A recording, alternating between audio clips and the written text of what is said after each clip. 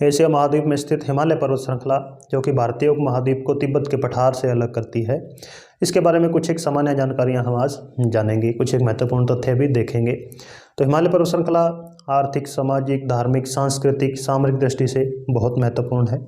तो इनमें कुछ सामान्य तथ्यों के अंदर पहला है, भौगोलिक रूप से जीवित है ये, यानी जब इसका निर्माण हुआ था पर्वत निर्माणकाली बलों के द्वारा, यानी जब भारतीय प्लेट और ऑस्ट्रेलियन प्लेट यूरेशियाई प्लेट्स के साथ टकराई थी। हालांकि इसको डिटेल में हम प्लेट टेक्टोनिक के अंदर सीखेंगे। तो जब यह टकराहट हुई तब इसका निर्माण शुरू हुआ। यह बीच का हिस्सा जो कि टेथिस सागर था, ये हिस्सा ऊपर उठना शुरू हो गया था। तो यह प्रक्रिया आज भी जारी है, यानी आज भी भारतीय प्लेट ऊपर की ओर अग्रसर है। तो इसलिए इसकी ऊंचाई बढ़ रही है। 5 mm हर साल प्रतिवर्ष इसकी ऊंचाई बढ़ जाती है, जो कि इसे भौगोलिक रूप से जीवित बनाती है। यह वही है विश्व की सबसे नवीन पर्वत श्रृंखला भी कही जाती है। इसका विस्तार की बात करें तो पाकिस्तान अधिकृत कश्मीर से लेकर अनेक देशों से होती हुई यहाँ दक्षिण पूर्व में अरुणाचल प्रदेश के अंदर नामचा पर्वत तक यह फैली हुई है। वहीं इसकी लंबाई की बात करें 1550 मील है, चौड़ाई औसत 200 मील तक है। तो यह लंबी पर्वत श्रृंखला नहीं है। विश्व की सबसे लंबी पर्वत श्रृंखला एंडीज पर्वत श्रृंखला है, जिसकी लंबाई 7000 किलोमीटर है।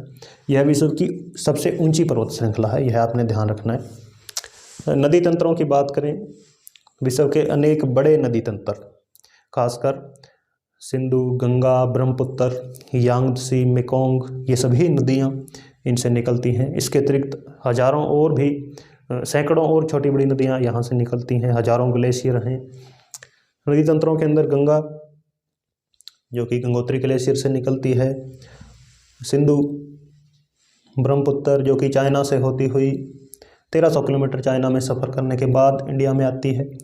इसके अतिरिक्त यांगत्से नदी है जो कि एशिया की सबसे लंबी नदी है, जो कि चाइना में बहती है, तिब्बत के पठार के अंदर उसका ओरिजिन है। तो अनेक महत्वपूर्ण नदियाँ हैं। फिर नदियों के फ़ायदे आपको पता ही हैं, कितना महत्व है अनेक लोगों के लिए।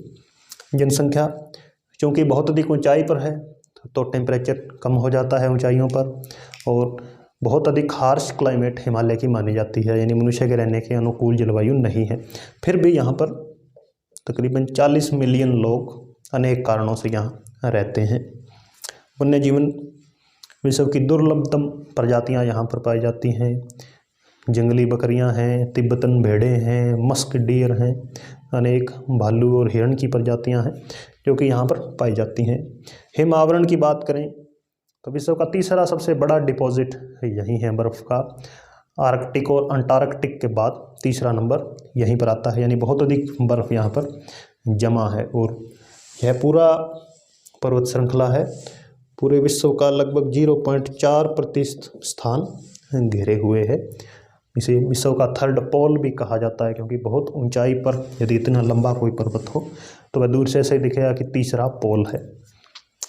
तो ऊंची चोटियाँ, यहाँ पर 100 चोटियाँ ऐसी हैं हिमालय के अंदर जिनकी की ऊंचाई 7000 मीटर से अधिक है।